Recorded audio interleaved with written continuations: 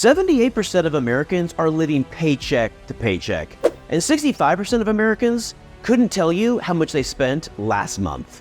There's a financial crisis happening right here, right now, and America, it doesn't have to be this way. It's time to wake up and make a change. Now, there are many reasons for these alarming numbers, but one of the main reasons is that Americans don't have an individual financial plan. And that is exactly why having a payday routine is so important. In this video, I'm going to teach you how to build out your own routine and why it's so important. Those that win with money have a payday routine, and those who lose don't. It's that simple. Be sure to stick around for when I share my personal payday routine in depth so you can see exactly how I manage my money flow. In the comments below, please share if you have a payday routine. Do you have a written budget that you follow? Has it helped you stay more disciplined with your money?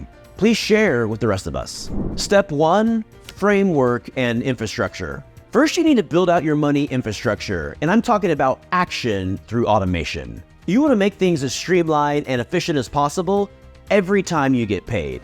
Make sure you are set up on direct deposit with your employer, link your bank accounts. Setting up bill pay is important, and be sure to have your credit card accounts linked as well as your mortgage. You want to turn your payday into a wealth building cycle where your liabilities are getting paid in full and you are intentionally contributing to your asset accounts automatically every month. We'll talk about specific dollar amounts next. Step 2 is budget versus conscious spending plan.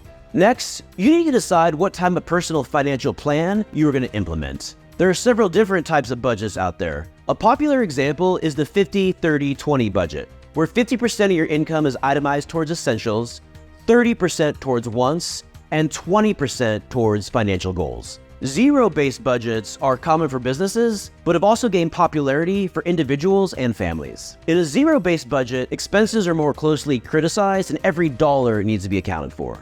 A goal-focused budget is focused on achieving a specific financial goal, like paying off student loans or credit card debt, saving for a vacation, or hitting an investment or savings target. Budgets usually look into the past and are extremely detailed, while conscious spending plans project into the future. I changed my plan a couple years back and now follow a goal-oriented conscious spending plan because a CSP is a more mindful and intentional way for me of managing my money while still giving me the flexibility to spend on the things that I enjoy. Because of the nature of my work, my income can fluctuate from one month to the next, but I have the benefit of knowing what my next month income is going to be 45 days before I get paid. Once I know what this number is, I then set a goal for my spending for the next 30 days. Having a spending goal for the next month allows me to be incredibly purposeful and intentional with my expenses. And it gives me the benefit of still spending money on the things that I enjoy, but also provides incredible clarity on what I shouldn't spend on. It is a financial roadmap for what really matters to me, which is growing my assets and building my wealth. Now you might be asking, how do I come up with my spending number each month? That's a great question. And it takes us to step 3, which is pay yourself first. I come up with my monthly spending figure only after figuring out how much I'm going to pay myself first. And this is something that every American should practice, but the reality is that almost no one does. So how do you pay yourself first? Well, here is what I do. First, I have a 401k contribution that I make every time I get paid. What is great about this is that this is action through automation, and these funds are automatically withheld from my paycheck and deposited straight into my retirement account. My employer also provides a match based on my contribution. Next, I contribute to my HSA, which is a specific account for medical expenses for me and my family. And my employer, again, also makes a match on this. So before my paycheck even hits my primary checking account, I have already paid myself 4 times. 2 contributions for me and 2 for my employer.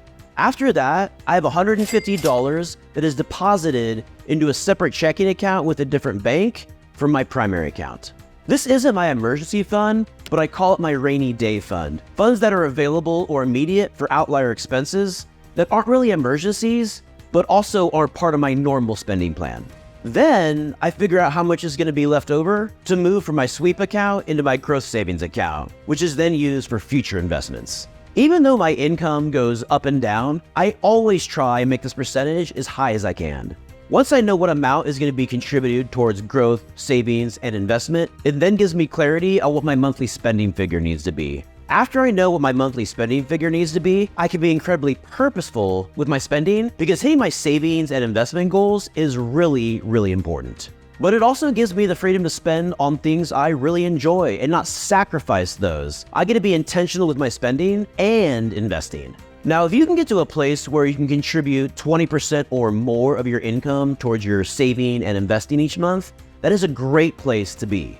If you can't, that's okay too. Just start building. Remember, it's the philosophy of pay yourself first and building out the habit that matters most. Now remember, monthly spending and paying your liabilities are two different things. And step 4 is take pleasure in paying your liabilities. This is a really, really important concept to grasp. Most people hate paying their bills, and they view paying their liabilities as a negative and a bad thing. The reason people feel this way is because they have a mindset focused on scarcity. Now, why do I say you should take pleasure in paying your liabilities? Because it's a philosophy of abundance. And I'll tell you why I take pleasure when paying my liabilities. Well, what happens when I pay my liabilities? Do my debts not go down?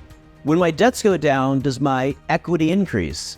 Does my net worth increase? Every time I pay my bills, I am adding equity to my household, my home, and my other investments. In fact, one of my favorite things to do is to log onto my mortgage account and see how much my payment is going towards principal every month, and watch how this amount increases month after month. In fact, my primary mortgage payment is the only debt that I have that is not on auto pay because I take such great satisfaction on watching that principal balance come down faster and faster and faster. Change your mindset and start looking at paying your debts and liabilities as an investment and a way of increasing your equity or value. And this approach will actually make paying your debts exciting. Schedule all of your debt payments in auto pay for 72 hours after your income hits your general checking account. Credit cards should always be paid in full, and other liability payments should be set up on recurring auto pay. Remember, you want your payday routine to turn into your wealth machine. Keep it running as efficient and effective as possible by taking these steps. Step 5 is review consumer purchases. Now, for my everyday spending, I have an everyday credit card. And remember, my spending goal is set 30 to 45 days in advance, so I have direction and focus on how I manage my spending. I use a credit card because of the incredible rewards, hidden benefits, and consumer protection for all of my spending. I have one card for everyday expenses, one card for business expenses, and then one card for outlier expenses like entertainment. Breaking up my spending by card helps me track my money flow. All of my recurring expenses like utilities, insurance, and other family expenses are set up on automatic bill pay to the applicable card, so I don't have to waste time making these payments. And one thing I do every single month is review my consumer purchases for all 3 cards. The reason this is so important is because I need to make sure my spending habits are in line with my conscious spending plan goals. It is one way that I hold myself accountable and to identify potential fraud or payments like certain subscriptions that are no longer serving me and I need to cancel. Not only that, but I also have an awareness of exactly where my money is going. By breaking up my spending into 3 different cards, it makes analyzing my spending much more efficient and easier. This usually only takes me 10 minutes or less and empowers me with the information and knowledge I need to keep my spending in line with my spending goals. Even though you should set up your credit cards in auto pay, it's still important to review your actual spending each month. Step number 6 is plan for future expenses. Now, all of us will have future expenses that don't really fall in the category of everyday or monthly expenses, but also aren't really emergencies either. What I'm talking about are usually in the form of larger semi-annual or annual expenses with higher dollar amounts. For example, the neighborhood that I live in has an annual sanitation fee that is around $500 annually, and it is always due in the first quarter. On my primary residence, I also don't impound my property taxes or insurance, so I know that my insurance is due every spring for a couple of thousand. My property taxes I have to pay twice a year out of pocket as well. Every month, I make sure I move money to my future expense account for things like this that I know I'm gonna have to make payments on. And I'll tell you what, it is so much more peaceful to have the funds on these accounts before the payments are due. So when I have to make payments, the funds are already there. My financial peace is more important than a new car payment and other consumer purchases. Step number 7 is contributing to your emergency fund. Remember, the goal should be to have between 3 to 6 months of necessities in your emergency fund. So if for whatever reason there was a life event, loss of income, economic downturn, or something else that happened that impacted your income, you still have the means to survive and pay your bills. Now, I also believe that if you own a home, it is absolutely critical to have a home equity line of credit set up and available for this exact same reason. The emergency fund is your first line of defense, and the HELOC is your secondary line of defense. Remember, you need to apply for credit when you don't need it, because when you do, you likely won't qualify. Most lenders won't qualify someone who got laid off or had a medical emergency or experienced a disruption to their pay. A HELOC can serve as an additional financial insurance policy that will give you the means to access cash immediately when needed. But remember, a HELOC should only be used in a responsible, constructive way that is consistent with your financial plan. Step number 8, now it's time for some fun. First, let me tell you what fun is not. Fun is not financing a trip to Europe when you don't have the funds saved and available. These are reckless, irresponsible, and self-sabotaging behaviors that will keep you poor. Do you know what fun is? Staying on track and following your budget and goals. Making progress is fun. That might sound boring right now, but as you get in the habit of start building momentum and making forward progress, you'll take great satisfaction in your accomplishments, and you should. And you'll start to realize how fun this can be. But that's not all I'm talking about. Go do something just for you, but just make sure that it is in line with your financial plan. This is not a time to overspend or splurge on something, but a way to treat yourself that you enjoy. One of my favorite things is to go out to lunch by myself at my favorite restaurant and just reflect on all the blessings that I have in my life. I follow that up with a smoothie from my favorite spot, and I take an hour out of my day just for me. Now, this might sound simple and maybe even boring to you, but this is one way I treat myself. Find a way to treat yourself with something fun, regardless of what anyone else thinks, but do it in a healthy way that keeps you on track and in a manner consistent with your wealth goals. Now, I'm going to share my customized payday routine with you so you can follow along. Remember, step 1 is to link all of your accounts. So you will see that I have my salary set up on direct deposit into my primary checking, and then also linked to my rainy day fund. My salary is also linked to my 401k and my HSA accounts. From there, my primary checking account is linked to my other savings accounts, including my general savings, real estate savings, future expense savings, and emergency fund savings. I then also have my general savings linked to my stock and investment accounts as well. As we move down to the credit accounts, the primary checking account is linked to all my mortgage accounts and then also my 3 credit card accounts. This is the financial framework that I operate with that allows me to be as intentional and efficient as possible.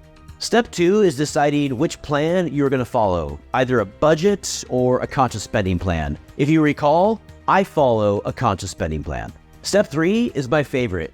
Pay yourself first. So when my employer pays me first, I contribute towards my 401k and HSA. Then my employer provides a match. So before any funds even hit my checking accounts, I've already paid myself 4 times. 2 from me and then 2 from my employer.